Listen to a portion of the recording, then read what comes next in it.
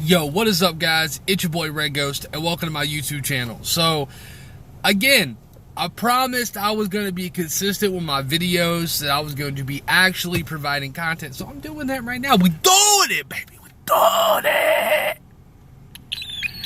Anyway, as far as things go, I do have an announcement that I want to make. So, the Raleigh SuperCon is going to be happening from July 27th through the 29th. We are actually going to be there, or Nfinite is going to be there Saturday, and we may show up Sunday. We're not sure yet, but Saturday is a definite. We will be there from 4 until they kick us out. But we are going to be there. We're actually going to be showcasing the Slender game that I talked about in my last video that's being made, so we're going to showcase that there. Also, time to announce my co-host. So, the co-host for the podcast is going to be Kyrie Cat. She is someone who we really took the time to find someone who was going to complement the podcast in certain ways that we felt needed to be touched on. And as far as that's concerned, it's been done well.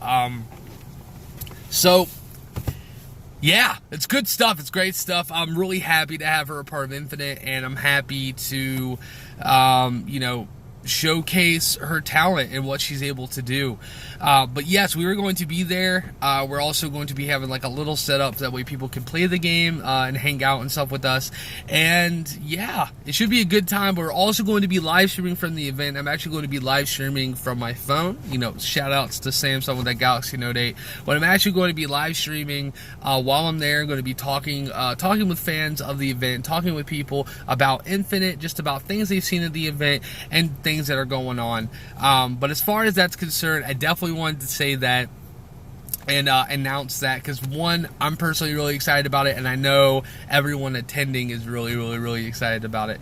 So it's something kind of like last minute, but hey, it worked out, and I really can't wait. So in other news, right? Let's actually talk tech. Let's talk tech a little bit. So we actually have the Unlock Samsung event that's coming up August 9th, and they're actually going to be talking about all of their new products. Obviously, they're going to be coming out within the next year. So the Samsung Galaxy Note 9, the Galaxy Tab 4S, and I can't remember what the other one was off the top of my head. But regardless, the first two were the main ones I wanted to talk about. Now, the Note 9 from the Note 8, now reading and getting description, obviously the event isn't here, so we can't necessarily, have any type of way to check out the device or anything of that nature. But for what I was reading and from people who had reviewed it and whatnot, the phone itself is, it has a 4,000 mAh battery, which is absolutely insane. But also that's because of supposedly the stylus that's actually attached to the phone is going to be Bluetooth, and it's also going to act as like a camera clicker, and some other really cool features that they're trying to iterate within the next model of the Note. And to me, that's really cool. But what I found more interesting is that the big difference is going to be between the Note 8 and the Note 9, because obviously it's like, okay, well, what are the big differences? And one is going to be the just the battery life itself. I mean, the type of battery that's in the phone is absolutely ridiculous. But also at the same time, you have you're getting better camera quality as well. And supposedly they're not putting a Bixby button on the phone, at least not another one. So as far as that's concerned, that's good, because I've accidentally hit the Bixby button. I can't tell you how many times, and it's super annoying. Super. But as far as it goes, what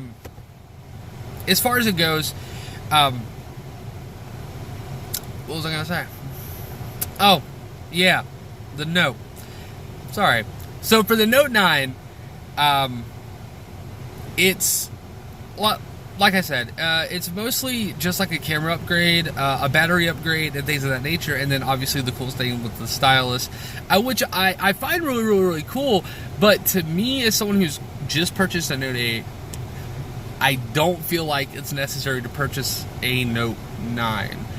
That's just my personal opinion, going just from seeing what the difference is really going to be. There's not too much technology difference from what I read, but then again, like I said before, this is really, really early. This is before the event. This is before it all. So it gives us that little bit of an opportunity to kind of talk about what could be there. And obviously, like, the biggest thing for me for a phone, when I look at a phone, I go, hey, I want that phone. The main things I'm looking for is, sure, I'm looking at camera quality. I'm looking at just overall processing speed, just so I know that my phone is going to be fast and it has the latest technology with it that's not going to slow it down or anything like that. Obviously, that's the goal when you're looking for phones. But the reason why I actually settled on a Note 8, opposed to other phones or other separate models or waiting until the Note 9, is that the Note 8 has probably some of the best camera quality that I personally seen, and I actually work in electronics at Walmart in Charlotte, North Carolina. So if you're there, come say hi. But as far as it goes, I work there, and I've had a chance to play with the iPhone X, the iPhone 8, obviously the S8, the S9, and then I have a Note 8 myself. And what I can definitely say is that the camera quality on the Note 8 is really, really, really good. And I don't really see that big of a difference between, like, the 8 or the X. Honestly, the X is more or less for just to touch on iPhone just for a little bit, but the iPhone X is more or less like the features they put in was the bone structure scanning and things of that nature, so you can get into your phone, which, believe it or not, you're probably going to call me crazy for this, and that's okay, but I really think that's a bad step in the direction of technology. I don't think we should take that step. That's just my personal opinion. I have my reasoning behind it, but just so you know.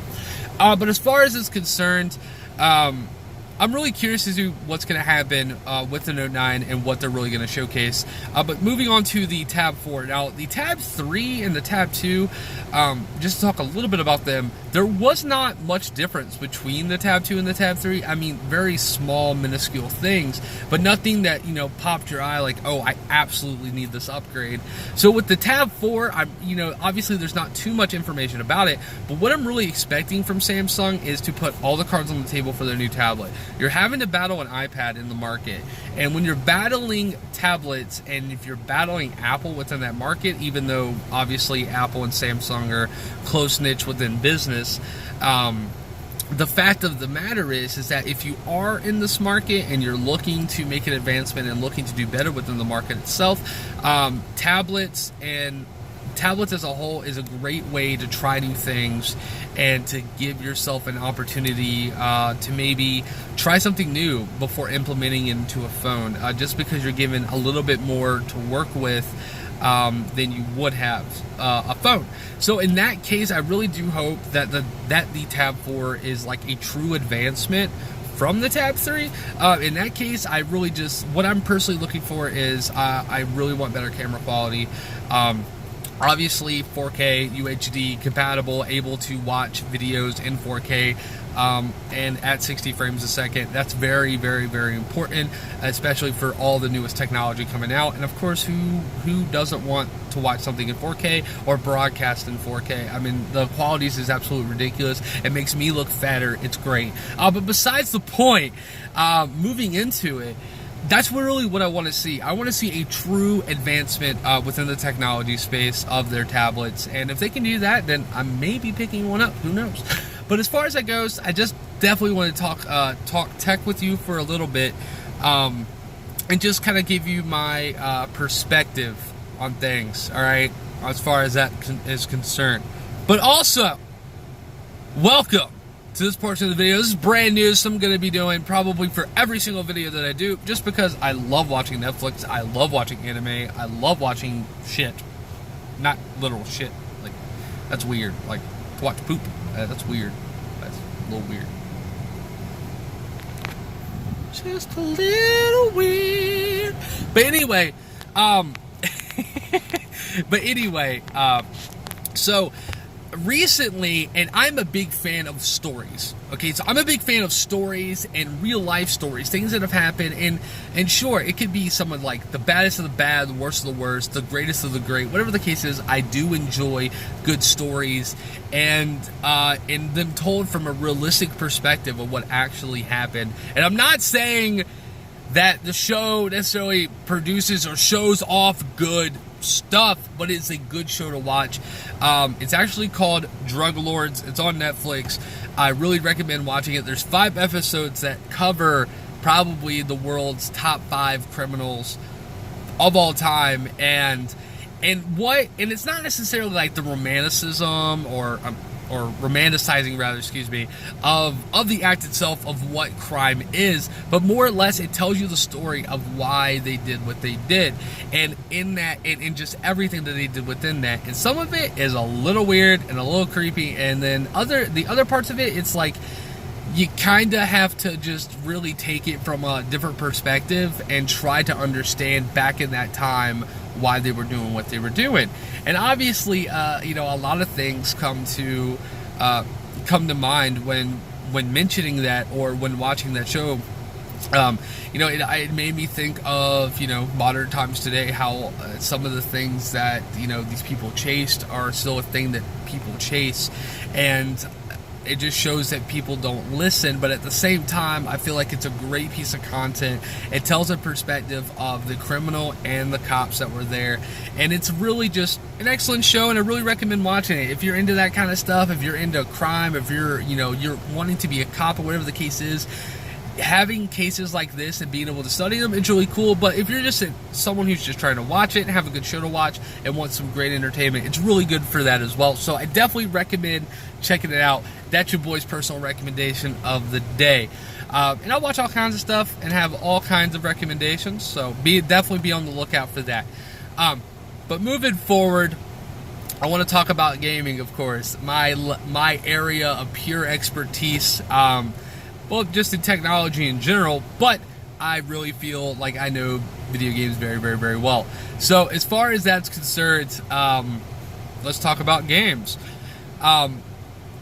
I actually want to talk about Fallout 76. Now, Fallout 76 looks to be the Fallout game that I have always wanted to play. And people are going to probably crucify me for this, and that's okay. Crucify me, please. And that's fine, but I really did not like Fallout 3.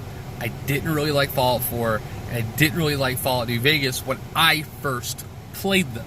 When I first played them, I did not like them at all. I wasn't a fan of the series, but I did give them chances, but I'm a big fan of Elder Scrolls. Go figure. So, recently, I was like, you know what? With Fallout 76 coming out, I really think I should revisit these games and give them a second chance. Give them the second chance that they deserve. And boy, was I an idiot back then. Like, boy, was I stupid. The more and more that I've grown as a person and grew to learn about technology or the game design space as a whole, and just watching certain things, I've started to appreciate things in a different way, but it's still in a good way. But I really learned to appreciate what they did in Fallout 4, and if you really look from Fallout 3 to New Vegas to 4, the advancements in technology and what they've done to really bring Fallout to that point to where, okay, this is a series that's going to be tackling and handling and battling against multiple different franchises. So with that in mind, it's just really, really, really nice to know that I just have this, I don't know, it's a comfort level, if you will. I'm really excited for Fallout 76. I personally think it's probably going to be my favorite Fallout game ever made. I'm a big fan of multiplayer. I'm a big fan of RPGs as a whole. So when you take both of those and you put them together, it's really, really, really nice, especially if it's well done. And with Bethesda, you really can't say that they won't. I mean, they're absolutely excellent at what they do. And not only that, from watching the documentaries and watching interviews and things like that, they have future content that's really planned and designed around the community and what they want. I know a lot of people really want a true Fallout game in the sense of a single player experience, but for me and people like me who may not necessarily have liked Fallout then, but maybe like it now, want a bit of a new experience to dive into to see maybe it can really capture us. So that for me is why I'm personally excited for the game. I'm really excited for the franchise as a whole. As far as the content is concerned and what we're going to see. And also, I'm very, very, very excited to hear some more information about Elder Scrolls 6. I know it's like super early, but I just can't help it. I'm a huge Elder Scrolls fan. I've been playing since Morrowind, and I absolutely love that game. I remember going to a Blockbuster. Yeah, I'm bringing the dinosaur out of the ground here. I remember when I used to I went to a Blockbuster, and I saw that game on the shelf, and I rented it for a week. It was like $8. I rented it for the entire week, and I played the shit out of it. I absolutely love that game, and I liked Oblivion, definitely not as much as Morrowind. But as far as the games are concerned with Bethesda, I have always been a fan of their games, always been a fan of what they do. So it's really cool to see what they're doing now with Fallout 76. I'm really curious to see what they do with Elder Scrolls 6, and then of course, you have the oddball kind of out there, Starfield. I really, really, really am curious to see what they're going to do with that game and exactly how it's going to culminate and bring it all together. But as far as that goes, if you haven't watched anything on Fallout 76, if you've seen no gameplay, if you've seen nothing, take it from someone who has played the Fallout games previously, wasn't a fan, and came back to the series at a later date, tried them, and really did fall in love with them. If you don't like the games, give them a second chance. They really deserve it. And if you're not like a fan of like the original Fallout games, Fallout 76 may be the game for you. It's just a totally different experience from what you're going to experience in a true traditional Fallout game. And that to me is really nice, especially if it's done in the right way, and that's what matters. If it's done in a bad way, then sure, you have the right to complain, but if it's done in a way that obviously is very well done and it's for the community and they do a service by putting it out there and then maintaining the content updates, then we're good to go as far as that's concerned. I'm very, very, very excited for this game. I'm very excited for the rest of this year in general. I mean, we have Red Dead 2 in October, Fallout 76 in November, and then December we have Smash Brothers Ultimate, which I cannot wait till that game comes out either. And then in January, we have the game that we have been waiting years for, Kingdom Hearts 3, and I cannot wait to play that game. Literally the minute I pick up that game, I'm going to be streaming it. I'm going to be streaming it all night. There's going to be a 24-hour stream, 100% for that game. Super, super excited for all the titles coming out. I'm really excited for 2019. I think 2019 is really going to be the best year for gaming. But as far as that's concerned, guys, I want to thank you for watching my video, taking the time out of your day, hearing me rumble, hearing me mumble, hearing me tumble, and all the words that rhyme with that. Thank you guys again so much for hanging out with me, and I'll catch you guys next time. Peace. Deuces!